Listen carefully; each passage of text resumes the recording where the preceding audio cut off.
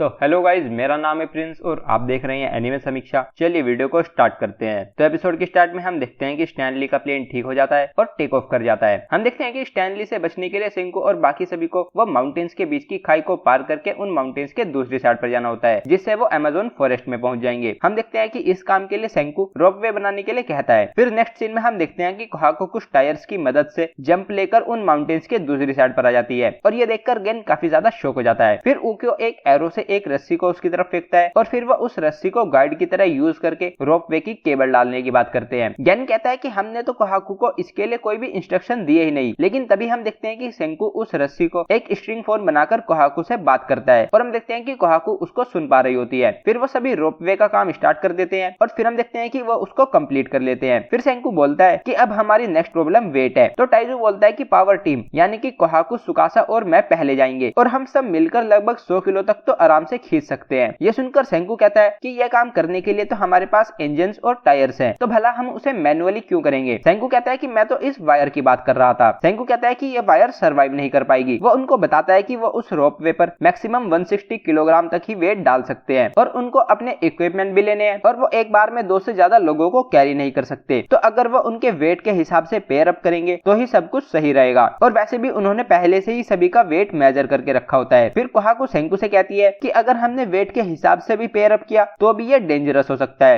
Example के लिए अगर हमने स्वीका को ज़ेनो के साथ अकेला छोड़ दिया तो ज़ेनो भाग जाएगा और स्वीका उसको रोक नहीं पाएगी। उक्यो कहता है कि ये बिल्कुल उस रिवर क्रॉसिंग पजल जैसा है जिसमें एक ट्रेवलर को एक चिकन, फॉक्स और कॉर्न के साथ रिवर को क्रॉस करना होता है, लेकिन वो एक टाइम पर एक को ही अपने साथ ले जा सकता है और अगर वो पहले कॉर्न को ले जाएगा तो फॉक्स चिकन को खा जाएगी और अगर वो फॉक्स को ले जाएगा तो चिकन कॉर्न को खा जाएगी। फिर कोहाकू कहती है कि वेट के हिसाब से ह्यूगा और ज़ेनो पार्टनर्स है, लेकिन अगर उनके पास्ट के बारे में सोचा जाए, जैसे कि ह्यूगा ने एक बार सुकासो को मार दिया था, तो ये कोई बड़ी बात नहीं होगी कि वो दोनों टीम अप कर लेंगे और भाग जाएंगे। हम देखते हैं कि ह्यूगा के सुकासो को मारने की बात सुनकर चेल्सी शॉक हो जाती है। वो उनसे कहती है कि तुम सभी तो काफी क्लोज फ्रेंड्स हो। ज्ञान कहता है कि हाँ, ये काफी कॉम्प्लिकेटेड है। फिर वो उसको उनके पास्ट के बारे में बताता है और बताता है कि ह्यूगा ने एक बार सुकासो को मारा था और उससे पहले सुकासा ने सेंकू को मारा था। फिर उसके बाद सेंकू ने सुकासो को मारा था और फिर ज़ेनो ने भी सेंकू को मारा था। तो सुनकर चेल्सी कहती है कि ये कुछ ज्यादा ही है। फिर क्रोम कहता है कि तो पावर टीम में से ही किसी को ज़ेनो के साथ जाना होगा, लेकिन हम देखते हैं कि टाइजू और सुकासा दोनों के ही ज़ेनो के साथ पेयर अप करने पर उनका वजन 160 किलो से ज्यादा हो जाता है, लेकिन ज़ेनो और ह्यूगा के पेयर अप करने पर उनका वजन 150 किलोग्राम होता है। सेंकू बोलता है कि हमारे पास टाइम नहीं है, तो हमें इस पेयर अप के साथ ही मूव करना होगा। फिर नेक्स्ट सीन में हम देखते हैं कि पहले वो क्रोम और कासेकी को माउंटेन्स के दूसरी साइड पर भेजते हैं और फिर वो गेन, चेल्सी और लूना को भेजते हैं और फिर वो उसके बाद ह्यूगा और ज़ेनो को एक साथ भेजते हैं। हम देखते हैं कि ज़ेनो और ह्यूगा कुछ नहीं करते और नॉर्मल ही दूसरी साइड पर आ जाते हैं। फिर वो कार्लोस, मैक्स और स्वीका को भेजते हैं, लेकिन तभी हम देखते हैं कि एकदम से हवा का काफी तेज झोंका आता है, जिससे वो रोपवे हिलने लगता है और स्वीका नीचे गिर जाती है। हम देखते हैं कि स्वीका को बचाने के लिए कोहाकू कूदकर उसको उस फोन वाली रस्सी से पकड़ लेती है और अपनी स्वॉर्ड को माउंटेन में घुसाकर नीचे गिरने से बच जाती है। फिर हम देखते हैं कि कोहाकू स्वीका को लेकर ऊपर चढ़ रही होती है और वो सोचती है कि इस समय पर ह्यूगा के लिए हमें धोखा देना काफी आसान है और वैसे भी अभी मैं काफी डिफेंसलेस हूँ और ह्यूगा मुझको नीचे धक्का दे सकता है। लेकिन फिर हम देखते हैं कि ह्यूगा उसकी तरफ अपना हाथ बढ़ाता है और उसको पकड़कर कोहाकू ऊपर आ जाती है और ये देखकर बाकी सभी रिलैक्स हो जाते हैं। फिर नेक्स्ट सीन में हम देखते हैं कि वो सभी उन माउंटेन्स को पार कर रहे होते हैं और उसको पार करके अमेजोन जंगल में जाते हैं और फिर वो अपनी बाइक से अमेजोन जंगल को क्रॉस करके अपनी डेस्टिनेशन की तरफ जा रहे होते हैं। फिर नेक्स्ट सीन में हम स्टैनली के प्लेन को देखते हैं, जिसमें स्टैनली के साथ वो पहले वाला रेडियो ऑपरेटर होता है। हम देखते हैं कि वो साइंस टीम की बाइक के टायर्स के निशान को देखकर उनके रूट का पता लगा लेते हैं और समझ जाते हैं कि वो साइंस टीम कहां पर जा रही है। फिर ये पता करके स्टैनली का प्लेन वापस आ जाता है। फिर नेक्स्ट सीन में चेल्सी हमें बताती है कि अब वो मनाउस में जा रहे हैं, जो वहां से ईस्ट में साउथ अमेरिका में है। फिर सेंकू बोलता है कि लेकिन हमारी बॉडी अमेजोन जंगल को सर्वाइव नहीं कर सकती। सेंकू बताता है कि अमेजोन में काफी सारे बग्स है, जैसे कि parasitic sand fleas, vampiric sting bugs और काफी बड़े बड़े लीचीज, और वो सभी उनको मारने के लिए रेडी है। लेकिन फिर हम देखते हैं कि सेंकू ने उनसे बचने के लिए रबर के बूट्स बनाए होते हैं। फिर हम देखते हैं कि वो सभी उन रबर बूट्स को पहनकर अमेजोन रिवर को पार कर रहे होते हैं। फिर हम देखते हैं कि गैन, फ्रांशा और स्वीका को काफी सारे जैक फ्रूट मिलते हैं और फिर अगले सीन में हम देखते हैं कि कार्लोस, मैक्स और लूना के सामने एक काफी बड़ा सांप आ जाता है, लेकिन फिर सुकासा वहां आकर उस सांप को मार देता है और फिर नेक्स्ट सीन में वो उसको खा रहे होते हैं। फिर हम देखते हैं कि ज़ेनो कुछ प्लांट्स को जला रहा होता है, जिसके धुएं से इंसेक्ट और बग्स आसपास नहीं आते। फिर सेंको उन सभी से पूछता है कि तुम्हें क्या लगता है कि अमेजोन का सबसे स्ट्रॉन्ग एनिमल कौन सा है। टाइजू कहता है कि वो जरूर सुकासा होगा। सुकासा कहता है कि अमेजोन के स्ट्रॉन्गेस्ट एनिमल के सामने मैं कुछ भी नहीं हूँ। सुकासा उनको बताता है कि वो स्ट्रॉन्गेस्ट एनिमल आर्मी एंट्स है। यान कहता है कि मैंने उनके बारे में बुक्स और मूवीज में काफी देखा है। फिर हम देखते हैं कि चेल्सी उन आर्मी एंट्स को कैप्चर कर लेती है और फिर हम देखते हैं कि सेंकू उन एंट्स को अल्कोहल के साथ मिला देता है और उससे एक लोशन बना लेता है। फिर सेंकू उन सभी को वो लोशन दे देता है और अपनी बॉडी पर लगाने के लिए कहता है और हम देखते हैं कि वो लोशन उनके लिए इंसेक्ट रेपेलेंट का काम करता है। फिर नेक्स्ट सीन में हम नेक्स्ट डे का सीन देखते हैं और हम देखते हैं कि वो अमेज़न रिवर को पार करने के लिए कुछ राफ्ट्स बना लेते हैं। फिर वो उन राफ्ट से रिवर को पार कर रहे होते हैं और पेट्रिफिकेशन डिवाइस की तरफ जा रहे होते हैं। फिर हम देखते हैं कि क्रोम उन आर्मी एंट्स के स्प्रे को ऑटोमेटिकली स्प्रे करने का कोई तरीका ढूंढ रहा होता है और इस बात से उसको एक आइडिया आता है। वो सेंकू से कहता है कि मुझे एक आइडिया आया है, हमें एक ऐसी मशीन बनानी चाहिए जो हमको पेट्रिफिकेशन डिवाइस से बचाएगी। वो सेंकू से कहता है कि क्या तुम्हें वो ट्रिक याद है जब तुमने पेट्रिफिकेशन बीम से बचने के लिए रिवाइवल फ्लूइड को अपने ऊपर फेंका था। क्रोम कहता है कि अगर हम थोड़े थोड़े समय पर ऑटोमेटिकली ऐसा करने वाली एक मशीन बना ले। तभी सेंकू उससे कहता है कि सोचो अगर तुम वाई मैन होते और तुम्हें इस तरह की ट्रिक्स को अवॉइड करना हो और पूरी ह्यूमैनिटी को पेट्रीफाई करना हो तो तुम क्या करोगे। सुकासा बोलता है कि मैं पेट्रिफिकेशन बीम को कई बार शूट करता,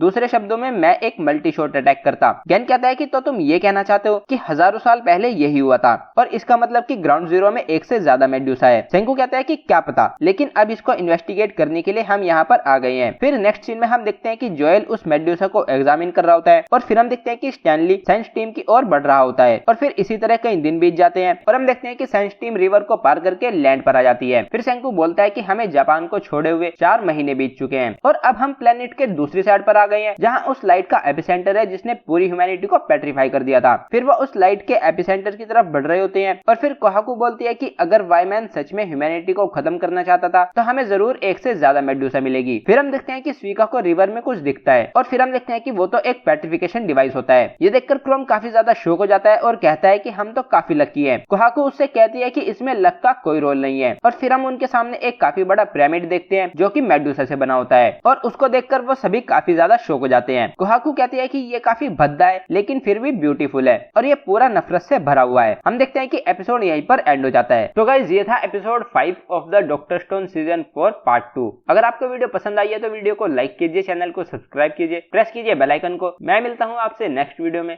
थैंक यू।